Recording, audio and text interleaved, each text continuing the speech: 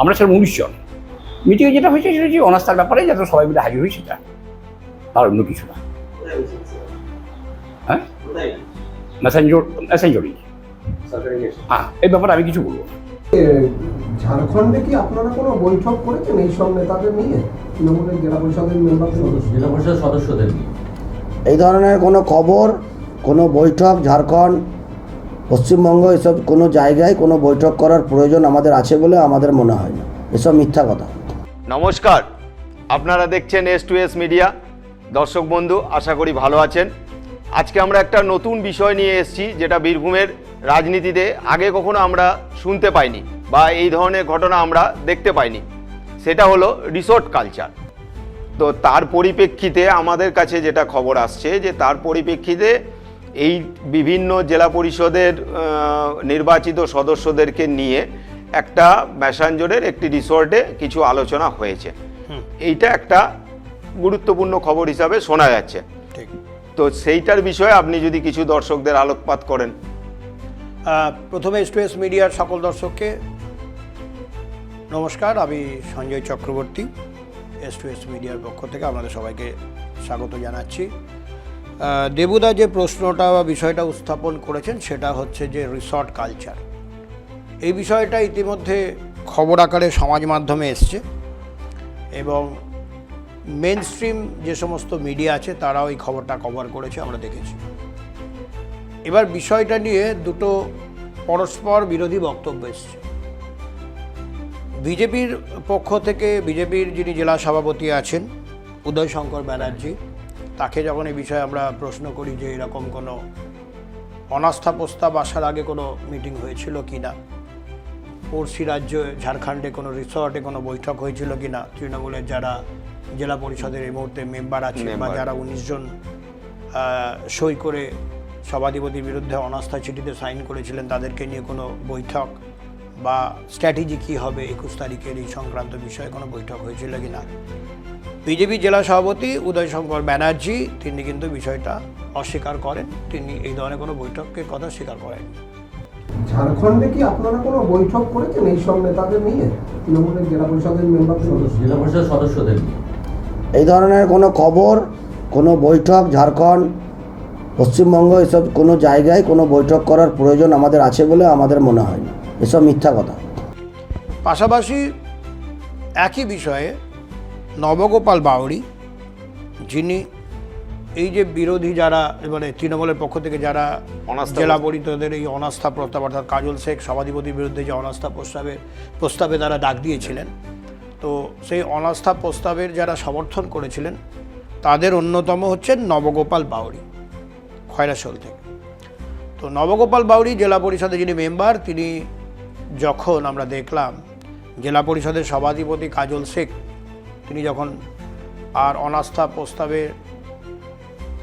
ভোটাভুটিতে না গিয়ে 20 তারিখ 10:30টার সময় বর্ধমানের ডিভিশনাল কমিশনারের কাছে তিনি তার পদত্যাগপত্র রেজিগনেশন বা টেন্ডারিং অফ রেজিগনেশন আমরা দেখলাম পদত্যাগপত্র পাঠিয়ে দিলেন। আমরা সেরকম 19 জন।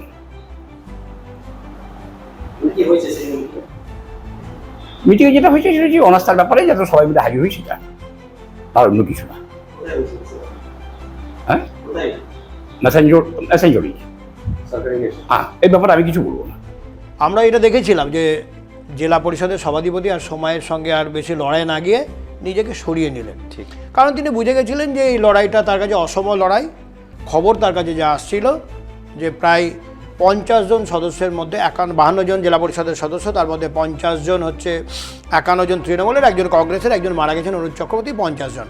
50 জনের মধ্যে মোটামুটি 46 জন সদস্য যারা চাইছিলেন না যে এই সভাধিপতি আর থাকুক, অর্থাৎ কাজল শেখের, তারা বিরোধী গোষ্ঠীতেই নাম লিখিয়েছিলেন। এবং কাজল শেখের বিরুদ্ধে যে এরা ভোট দিতে চলেছে প্রায় 46 জনেরও বেশি সদস্য হতে পারে, সেটা কিন্তু কাজল শেখ মানে সহজে অনুমান করতে পেরে গেছিলেন। তার যে এই খবরটা ওনার কাছে পৌঁছে গেছিল এবং সোর্স ইনফরমেশন মাধ্যমে তিনি তলিয়েও দেখেছেন। এবং বেশ কিছু সদস্যের সঙ্গে আমার কথা হয়েছে ফোনে, আমি তাদের কাছ থেকে জানতে পেরেছি যে সভাধিপতি কাজল শেখ, প্রাক্তন সভাধিপতি, শেষ মুহূর্তে একটা চেষ্টা চালিয়েছিলেন যে সমস্ত মেম্বার আছে তাদেরকে তিনি প্রস্তাব দিচ্ছিলেন যে তোমরা সেদিন উপস্থিত থেকো না, অন্য কোথাও বেড়াতে চলে যাও, আমি তোমাদের খরচ দিচ্ছি, ঘুরে এসো। ঠিক।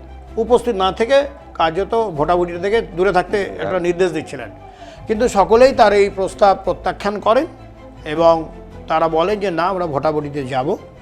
এবং সভাধিপতি কাজল শেখ যখন বুঝে গেছিলেন যে আর কোনোভাবেই গুটি তার পক্ষে বা চাল তার পক্ষে আসছে না, তখন তিনি শেষ মুহূর্তে এইটাই শ্রেয় মনে করেন যে পদত্যাগ করে দেওয়াটাই ভালো। তো সেই মতো তিনি 20 তারিখে পদত্যাগ করে দিয়েছে, আমরা দেখলাম। কিন্তু এই 20 তারিখে পদত্যাগের আগে আরেকটা খবর ইতিমধ্যেই জানা গেছে যে যেই পদত্যাগ হলো, নবগোপাল বাউরিকে যখন প্রশ্ন করা হয় যে এই পদত্যাগ দেওয়ার আগে যে তল্পি সভা, অর্থাৎ জেলা পরিষদের সভাধিপতির বিরুদ্ধে যে অনাস্থা প্রস্তাবে 19 জন সাইন করেছিলেন, তাদেরকে নিয়ে কোনো বৈঠক হয়েছিল কিনা বা পরবর্তী স্ট্র্যাটেজি কী হবে, এই কোনো মিটিং হয়েছিল কিনা। তো সেখানে নবগোপাল বাউরি পরিষ্কার জানান যে পাশের রাজ্য ঝাড়খণ্ডের একটি রিসর্টে 18 জন সদস্য ওখানে এসেছিলেন। আমি এটা আরও ওই সভাতে, অর্থাৎ যে রিসর্ট কালচার, যেটা ভারতবর্ষের সংস্কৃতিতে আমরা শুনেছি বা দেখেছি, মহারাষ্ট্রে দেখেছি, অন্যদিকে কর্ণাটকে দেখেছি, তা অন্যদিকে আসামে অনেক সময় নিয়ে যাওয়া হয়েছে, উড়িয়ে সবগুলো দেখেছি, অন্ধ্রপ্রদেশে দেখেছি। সেই একই কালচার কিন্তু এবারে প্রথম পশ্চিমবঙ্গের আমরা বীরভূমে প্রত্যক্ষ করলাম, রিসর্ট কালচার। এবং নবগোপাল বাউরি স্বীকার করে নিয়েছেন যে পাশের রাজ্য ঝাড়খণ্ডে কিন্তু এই একটি বৈঠক হয় এবং সেই বৈঠকে 19 জনের পরিবর্তে 18 জন উপস্থিত হয়েছিলেন। কিন্তু সেই 18 জন কিন্তু যারা ওই সভাধিপতির বিরুদ্ধে অনাস্থা প্রস্তাবে সই করেছিলেন তারা নয়, নতুন করে আরো 6-7 জন সদস্য এখানে অ্যাড হয়, এখানেও একটা টুইস্ট। এবং 4 জন কর্মাধ্যক্ষ যারা বর্তমানে কর্মাধ্যক্ষ ছিলেন, তারাও কিন্তু এই রিসর্ট কালচার বা রিসর্ট সভাতে কিন্তু যোগ দিয়েছিল। এবার সেখানে কারা ছিলেন, বিজেপি তরফে যেটা জানা যাচ্ছে সোর্স ইনফরমেশন মাধ্যমে, ধ্রুব সাহা ছিলেন রামপুরহাটের বিধায়ক, ছিলেন কৃষ্ণকান্ত সাহা সাঁইথিয়ার বিধায়ক, ছিলেন উদয় শঙ্কর ব্যানার্জি বিজেপির জেলা সভাপতি, ছিলেন শ্যামাপ্রসাদ যিনি বোলপুর সাংগঠনিক জেলার তিনিও সভাপতি, এবং ছিলেন শ্যামসুন্দর গড়াই সিউড়ির, এবং আরও 2-1 জন ছিলেন। তাদের এখনও গোটাটা ইনফরমেশন জানা যাচ্ছে না। তবে ধ্রুব সাহা রামপুরহাটের বিধায়ক, সাঁইথিয়ার বিধায়ক হচ্ছে কৃষ্ণকান্ত সাহা, উদয় শঙ্কর ব্যানার্জি জেলা সভাপতি বীরভূম সাংগঠনিক জেলা, এবং বোলপুর সাংগঠনিক জেলা যিনি জেলা সভাপতি তিনি ছিলেন, শ্যামসুন্দর গড়াই ছিলেন। এরকম করে বিজেপির তরফের থেকে এরা ছিলেন। আর কে ছিলেন যারা এই মুহূর্তে জেলা পরিষদের যারা মেম্বার, তাদের মধ্যে থেকে 18 জন উপস্থিত হন। প্রদীপ ভকত ছিলেন, অরুণ চ্যাটার্জি ছিলেন, নবগোপাল বাউরি ছিলেন, বিকাশ রায়চৌধুরী কিন্তু ছিলেন না। বিকাশ রায়চৌধুরী এই বৈঠকে অনুপস্থিত ছিলেন। তো এই বৈঠকে যে 18 জন ছিলেন তারা কিন্তু স্ট্র্যাটেজি ঠিক করেন যে 21 তারিখে কী হবে, কিভাবে তারা করবেন, সবই ঠিক আছে।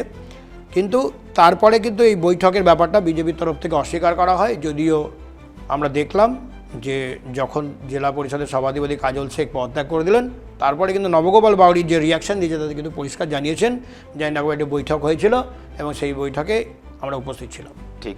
আচ্ছা, এই বৈঠক থেকে কোনো পরবর্তী সভাধিপতি কে হতে পারে বা কার নাম উঠে আসছে, এরকম কিছু ইঙ্গিত কি পাওয়া গেছে? দেখুন দেবুদা, যেটা বিষয় হচ্ছে যে বিষয়টা কিন্তু ওই যে 18 তারিখে যে সভা হয়েছিল, ঠিক, তাতে কিন্তু পরবর্তী সভাধিপতির যে মুখ কে হবে সেই বিষয়টা কিন্তু আলোচনা খুব একটা হয়নি।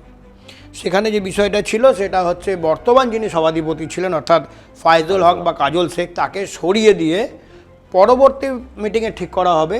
এবং মূল কথা ছিল যে এই যে অনাস্থা প্রস্তাব তার বিরুদ্ধে গিয়ে জিতে আসা এবং কাজল শেখকে সরিয়ে দেওয়া, এইটাই মূল স্ট্র্যাটেজি মিটিং ছিল।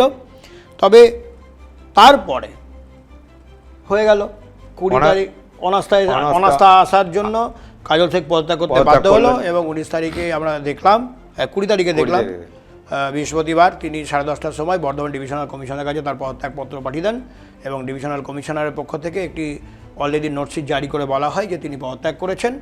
এবং 21 তারিখের যে তল্পি সভা ছিল জেলা পরিষদে, যেটা অনাস্থা প্রস্তাব কাজল শেখের বিরুদ্ধে, সেটাকে অ্যাডজন করা হয়। বলা হয় যে এই আর দরকার নেই, যেহেতু অলরেডি তিনি এই সবার আর প্রয়োজন নেই, যেহেতু তিনি পদত্যাগ করলেন। আচ্ছা, একটা জিনিস আপনার কাছে জানতে চাই, এই যে উনি পদত্যাগ করলেন এখন অবধি, এটাই কি লাস্ট প্রসিডিওর, না এরপরে ওনার কি পদত্যাগপত্র গৃহীত হয়ে গেছে, না এরপরে অন্য কোনো অফিসিয়াল প্রসিডিওর থাকতে পারে? এইটা একটু বিষয়টা একটু জানা দরকার। এটা সেটা হচ্ছে যে পঞ্চায়েত অ্যাক্ট 1973 ঠিক। সেকশন 144/1 এবং 144/6 2010 সালে যে সংশোধনী, যে গেজেট ইতিমধ্যে জানানো আছে আর কি, সেই গেজেট অনুযায়ী যে পঞ্চায়েত পিএনআরডি ডিপার্টমেন্ট থেকে যে গেজেট বার করা হয়েছে এই অ্যাক্ট অনুযায়ী, তাতে যেটা প্রকাশিত হয়েছে ওয়েস্ট বেঙ্গল অ্যাক্ট অফ 8 2010 এবং অ্যাক্ট নাম্বার 651L ডেটেড 13 মে 2010। তো তাতে 144 নং সেকশন অনুযায়ী বলা হচ্ছে তার পরবর্তী যে প্রক্রিয়াগুলো আছে, পদত্যাগের প্রক্রিয়ার একটা সম্পূর্ণ প্রসেসিং আছে, ঠিক আছে। এবং সেই প্রসেসে বলা হচ্ছে যে পরবর্তীতে অর্থাৎ যদি কেউ রিজাইন বা দেওয়া হয়েছে রিজাইন করার জন্য, এই বিষয়ে হিয়ারিংয়ের জন্য ওই ব্যক্তিগতভাবে উপস্থিত হতে হবে। মানে ধরুন কাজল শেখ বা সভাধিপতি তিনি শুধুমাত্র রিজাইন লেটার পাঠিয়ে দিলেন বা টেন্ডার অফ রেজিগনেশন দিয়ে দিলেন, সেটাই প্রসিডিংস নয়, সেটাই ফাইনাল নয়, এটা একটা প্রথম প্রক্রিয়া, ঠিক আছে, ফার্স্ট স্টেপ। এবার যে প্রেসক্রাইব অথরিটি, অর্থাৎ এখানে যদি ডিভিশনাল কমিশনার এখানে প্রেসক্রাইব অথরিটি, এর সামনে ও তাকে উপস্থিত হতে হবে। হয়তো পরবর্তী সময় তিনি যাবেন এবং উপস্থিত হয়ে তার ক্ষেত্রে একটা হিয়ারিং হবে এবং সেই হিয়ারিংয়ে তার উদ্দেশ্য বলতে হবে যে তিনি কেন রেজিগনেশন করলেন বা করছেন কেন। উনি হয়তো লিখেছেন যে ব্যক্তিগত কারণ ইত্যাদি দেখিয়ে তিনি রিজাইন করেছেন। এই রিজনগুলো কি হতে পারে? অনেকে লেখেন যে স্বেচ্ছায় করা হয়েছে, অনেকে লেখেন যে আমার শারীরিক অবস্থা ভালো না, ঠিক আছে, ইত্যাদি বিষয় থাকে। কিন্তু আইন অনুযায়ী সেই বিষয়ে ব্যবস্থা নেওয়া যেতে পারে এবং রেজিগনেশন বহাল থাকলে প্রেসক্রাইব অথরিটি নোটিফিকেশান জারি করে পরবর্তী প্রসেস শুরু করবে। তো ইতিমধ্যে যেটা সেকশনের সবচেয়ে গুরুত্বপূর্ণ অংশ যে উনিকে কিন্তু ব্যক্তিগতভাবেও একবার তার কাছে উপস্থিত হতে হবে, ঠিক। এবং যেটা দেখছি যে জেলা পরিষদের যিনি এক্সিকিউটিভ অফিসার রয়েছেন, মানে এই বীরভূম জেলা পরিষদের যারা রয়েছেন, তার কাছে কিন্তু এই হ্যান্ড ওভার করতে হবে রেকর্ডস, বা যদি ওনার কাছে কোনো তথ্য থাকে সেগুলো কিন্তু দিয়ে দিতে হবে। এইগুলো কিন্তু গুরুত্বপূর্ণ বিষয়। এবং এরপরে অর্থাৎ মোটামুটি যেটা জানা যাচ্ছে যে সমস্ত প্রক্রিয়াটা মাসখানেকের মধ্যে সম্পূর্ণ করতে হবে। তার মানে এখনো বেশ কিছু প্রসিডিংস বাকি আছে পদত্যাগপত্র ফুল অ্যান্ড ফাইনাল ভাবে গৃহীত হওয়ার জন্য এখনো, এবং এই প্রক্রিয়াটা চলছে এবং এই প্রক্রিয়াটার পর ফাইনালি 1 মাসের মধ্যে যখন পদত্যাগপত্র গৃহীত হয়ে গেল, সমস্ত প্রক্রিয়া নিয়ম মেনে হয়ে গেল, এরপরে কিন্তু আবার নতুন করে যারা সদস্য আছে তারা একটা সভা ডাকবেন এবং তারা কার নেতৃত্বে আগামী দিনে জেলা পরিষদ নতুন সভাধিপতি নির্বাচন তারাই করবে, তাদের মধ্যে থেকে নির্বাচিত করতে হবে। সেটাই এখন লাখ টাকার প্রশ্ন বীরভূমের রাজনীতিতে, যে পরবর্তী সভাধিপতি কে হতে চলেছে। ঠিক। তো লাখ টাকার প্রশ্নে অনেকগুলো বিষয় বা অনেকগুলো মুখ সামনে আসছে, যেগুলো বাজারে বা হাওয়াতে বেশ কিছু খবর ঘুরছে। তার মধ্যে আমি 2-1 সঙ্গে ব্যক্তিগতভাবে ফোনে কথা বলেছি। বিকাশ রায়চৌধুরী, যিনি প্রাক্তন সভাধিপতি ছিলেন বীরভূম জেলা পরিষদের 2বারের সভাধিপতি, তার সাথেও আমার কথা হয়েছে। তিনি আমায় জানিয়েছেন আমি দৌড়ে নেই, অর্থাৎ তিনি আর সভাধিপতি না বা তিনি দৌড়ে নেই সেটা কিন্তু তিনি জানিয়েছেন। এরপরে আরও কতগুলো নাম জানা যাচ্ছে, যেমন প্রদীপ ভকত বা বাবলু ভকত মোরারই থেকে আসেন, তারও নাম শোনা যাচ্ছে পরবর্তী সভাধিপতি হিসেবে। শোনা যাচ্ছে নবগোপাল বাউরি, তারও নাম, এবং অরুণ চ্যাটার্জি যিনি ময়ূরেশ্বর থেকে, নবগোপাল বাউরি বললাম তো শিউরি খয়রাসোলের দিক থেকে, প্রদীপ ভকত মোরারই থেকে রয়েছেন। তো এই নামগুলো এই মুহূর্তে ভাসছে। তবে সবথেকে উল্লেখযোগ্যভাবে এই যে সভা, অর্থাৎ বিরোধীরা একজোট হয়ে তৃণমূলের সবাই জেলা পরিষদের মেম্বার যারা কাজল শেখ বা সভাধিপতির বিরুদ্ধে অনাস্থা আনলেন, সবথেকে উল্লেখযোগ্য ভূমিকা যিনি নিয়েছিলেন বলে খবর, সেটা হচ্ছে বিকাশ রায়চৌধুরী। তিনি কিন্তু যেটা আমাকে জানিয়েছেন যে তিনি সভাধিপতির দৌড়ে আর নেই, এবং তিনি ছাড়া কে হচ্ছেন সেই ব্যাপারে তিনি ইঙ্গিত দেননি। তবে বাজারে আরও কিছু নাম ঘুরছে, প্রদীপ ভকত বা বাবলু ভকত, নবগোপাল বাউরি, অরুণ চ্যাটার্জি, এরকম 3 জনের নাম এই মুহূর্তে রয়েছে। এবার এদের মধ্যে থেকে কাকে করা হয় বা আরও নতুন কেউ হচ্ছে কিনা তা এখনও পর্যন্ত ক্লিয়ার না, তবে এই নামগুলো চর্চায় রয়েছে কথা বলাই চলে। ঠিক। তাহলে আমাদের অপেক্ষা করতে হবে এখন যে না, কিন্তু কে সভাধিপতি হলো এটা বড় ব্যাপার না, বিষয়টা একটা খুব পরিষ্কার বুঝতে হবে হ্যাঁ যে 15 এফসিতে কাজ শেষ, এবার 16 এফসির কাজ আসবে। নর্মালি উন্নয়নের জন্য 40 কোটি থেকে 45 কোটি টাকা এই এফসিতে আসে, ঠিক আছে, সেন্ট্রাল ফান্ড। আর বাকি যে জেলা পরিষদের কাজ হয় প্রায় 120 কোটি টাকারও বেশি, সেগুলো হচ্ছে সহযোগী হিসেবে কাজ। ধরুন আমি ডিস্ট্রিক্ট হেলথের কাজ করছি, ঠিক আমার একটা কোনো বিল্ডিং হবে কোনো একটা গ্রামে, কিন্তু আমার কাছে টেকনিক্যাল ইউনিট নেই, মানে ইঞ্জিনিয়ার সেকশন নেই। সেকশন নেই, তখন আমি কি বললাম যে আমার ইমপ্লিমেন্টিং এজেন্সি জেলা পরিষদকে আমরা বাঁচলাম। আমার যে টাকাটা আমরা জেলা পরিষদের ফান্ড বা হেডে পাঠালাম, সেখান থেকে যেহেতু তার টেকনিক্যাল অ্যাসেসমেন্ট বা টেকনিক্যাল ডিপার্টমেন্ট আছে, তারা সেই কাজটা করলো, বিল হয়ে গেল ওখান থেকে। তাহলে লাইবিলিটিস এন্ডে কিন্তু এই 15-এর পর 16 এফসিতে এই রাস্তাঘাট উন্নয়ন গ্রামীণ এলাকায় যে প্রোগ্রেস, এইটার এই 40-45 কোটি টাকার কিন্তু জেলা পরিষদের একটা সম্পূর্ণরূপে দায়িত্ব থাকে। বাকিগুলো কিন্তু জেলা পরিষদের ঘাড়ে আসে বা দায়িত্ব আসে, সেই দায়িত্বগুলো জেলা পরিষদ পালন করে এবং যেটা করতেই হবে, কারণ যেহেতু ওদের টেকনিক্যাল টিম, ইঞ্জিনিয়ারিং সেকশন, এই সমস্ত বিষয়গুলো রয়েছে। সব মিলিয়ে একটা জেলা পরিষদের যদি বাজেট আমরা ধরি, মোটামুটি 200 কোটি টাকার কাছাকাছি বছরে হয়ে থাকে, ঠিক আছে। ঠিক এই 200 কোটি টাকার বাজেটের মধ্যে 40 কোটি টাকা 45 কোটি টাকা 15 থেকে 16 এফসির এরকম ধরে কাজকর্ম হয়, বাকিগুলো হচ্ছে অন্যান্য জায়গা থেকে রিকোয়েস্টের কাজ, ঠিক অন্য ডিপার্টমেন্ট থেকে আসে, যেটা জেলা যেগুলো করে পরিষদের দিতে হয়। মাধ্যমে হ্যাঁ, করে হয় দেওয়া হয়, আর যেহেতু কি। জেলা পরিষদের যদি ইঞ্জিনিয়ারিং ডিপার্টমেন্ট ঠিক। রয়েছে, টেকনিক্যাল ডিপার্টমেন্ট এগুলো রয়েছে, সবাই মিলে এটা যেহেতু করতে হয়, ফলে মূল হচ্ছে ফলে এই জায়গায় দাঁড়িয়ে কিন্তু আগামী দিনে যে 16 এফসি শুরু হচ্ছে, আগস্টের মধ্যেই তার রিপোর্ট বা পাঠাতে হয় জনপ্রতিনিধিদেরকে, অর্থাৎ অর্থে মিটিং করে যে আমরা কী কী করতে চাই, কী কী আমাদের পরিকল্পনা আছে, কী কী রাস্তাঘাট, লাইট, নর্দমা আমরা করব, সেটা কিন্তু ইতিমধ্যে পাঠানোর প্রায় সময় হয়ে গেছে। 16 আগস্টের মধ্যে আপলোড করতে হয় বলে খবর। তো সেই মতো করে খুব দ্রুত জেলা পরিষদের সভাধিপতি নির্বাচনটাও জরুরি এবং অর্থের মিটিং ডেকে এই কী কী আমাদের পরিকল্পনা আছে প্রতিনিধিরা থেকে ঠিক করে দেবেন যে আমরা এই করলাম, এবং এইগুলো পাঠানোর পরেই কিন্তু টাকা অ্যালট হয়, ঠিক, এবং সেই অ্যালটের টাকা অনুযায়ী কাজগুলোকে শুরু করতে হবে, নইলে কিন্তু 16 এফসির অনেকটা সময় চলে যাবে। তো ফলে মানুষের কাছে জবাবদিহি বা কী করতে হবে না করতে হবে এগুলো, কারণ একটা সরকারের পরিবর্তনের পরে মানুষ উন্নয়ন দেখতে চায়। তো গ্রামীণ এলাকায় উন্নয়নটা খুব গুরুত্বপূর্ণ। আমরা আগে জানতাম গ্রাম থেকে গ্রাম দিয়ে শহর ঢাকা, অর্থাৎ গ্রামের উন্নয়ন হলে শহরের উন্নয়ন হয়। একটা উন্নয়ন একটা সামগ্রিক ব্যাপার, শুধু শহরের উন্নয়ন হলো, রাস্তাঘাট হলো তা তো নয়। গ্রামীণ এলাকায় লাইট, নর্দমা, রাস্তাঘাট এগুলো হলে মানুষ খুশি হয় এবং সরকারের অনেকগুলো কাজ মানুষ পছন্দ করে। তো সেই জায়গায় দাঁড়িয়ে দ্রুত উন্নয়নের ব্যাপারটাকে যদি করতে হয়, জেলা পরিষদের এই কর্মসূচিটাকে দ্রুত সম্পন্ন করতে হবে এবং আমরা তো ওয়েট করতে হবে। সভাধিপতি দ্রুত নির্বাচন করতে হবে। হ্যাঁ, সভাধিপতিকে খুব দ্রুত নির্বাচন করে অর্থের মিটিং পাস করে স্থায়ী সমিতিগুলো মিটিং ডেকে এই কাজগুলোকে দ্রুত আপলোড করে এগিয়ে নিয়ে যেতে হবে। সময় অনেক চলে গেছে এমনি। যদিও সরকার পক্ষে যারা আছেন তারা ইতিমধ্যে বিষয়টা নিয়ে খুব সিরিয়াস বলেই তো কাজল শেখ আর কি আর সময় না নিয়ে দ্রুত পদত্যাগ করতে বাধ্য হলেন। তো স্বাভাবিকভাবে কাজল শেখও বুঝতে পারছিলেন যে জেলা পরিষদের সভাধিপতি যে আমার সময় হয়ে এসছে, কারণ আমাকে আর কেউ যখন সাপোর্ট করছে না, তো স্বাভাবিকভাবে আমার টাকাটা মূর্খামি হবে। আর ওই তল্পি সভাতে এসে যদি আবার হেরে যায় আর মুখ লোকানো জায়গা পদত্যাগ করে দেয়, উনি বেটার মনে করেছেন যে বেটার হচ্ছে যে নিজেকে কুইট করে নেওয়া, তিনি সেটা করেছেন। পাশাপাশি ওই যেটা আপনাকে বললাম, এর আগে একটা মিটিং হয়েছিল যেটা পাশের রাজ্যে, যেটা বিজেপি স্বীকার না করলেও তৃণমূল সূত্র থেকে বা তৃণমূল তরফে নবগোপাল বাউরি স্বীকার করে নিয়েছেন যে 18 তারিখে এরকম বৈঠক হয়, যেখানে স্ট্রি করা হয়, স্ট্র্যাটেজি কী হবে না হবে ইত্যাদি। তো আমাদের আর কয়েকটা দিন ওয়েট করতে হবে। তবে কতগুলো নাম তো ইতিমধ্যে ভাসছে, প্রদীপ ভকত বা বাবলু ভকত বলে সবাই চেনেন, তারপরে নবগোপাল বাউরি, অরুণ চ্যাটার্জি, বিকাশ রায়চৌধুরী, যেটা যিনি আমাকে ফোনে বলেছেন যে তিনি এই দৌড়ে নেই। তারপরে তার উপরে দায়িত্ব আসবেন কি না তিনি জানেন না, কিন্তু আপাতত দৌড়ে নেই বলেই তিনি জানিয়েছেন।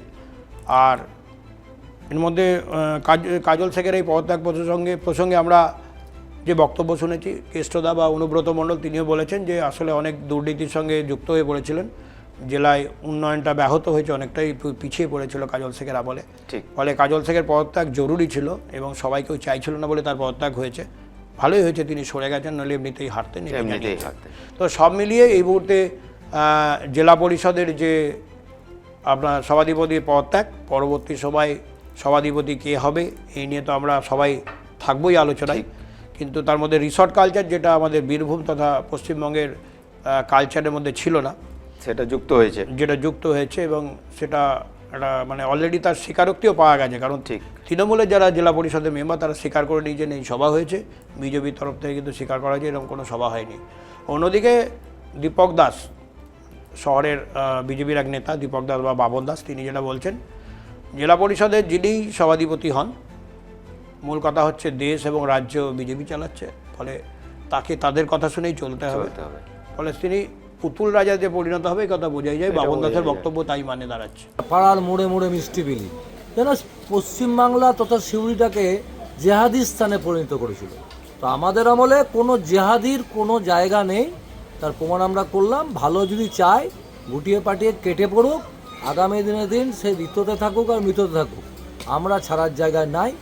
রাজ্য নেতৃত্ব কি করবে রাজ্যের ব্যাপার, জেলা নেতৃত্ব কোনো জেহাদিকে আমরা বদার করব না, আমরা কোনো স্পেস দেবো না, নিশ্চিন্তে থাকুক।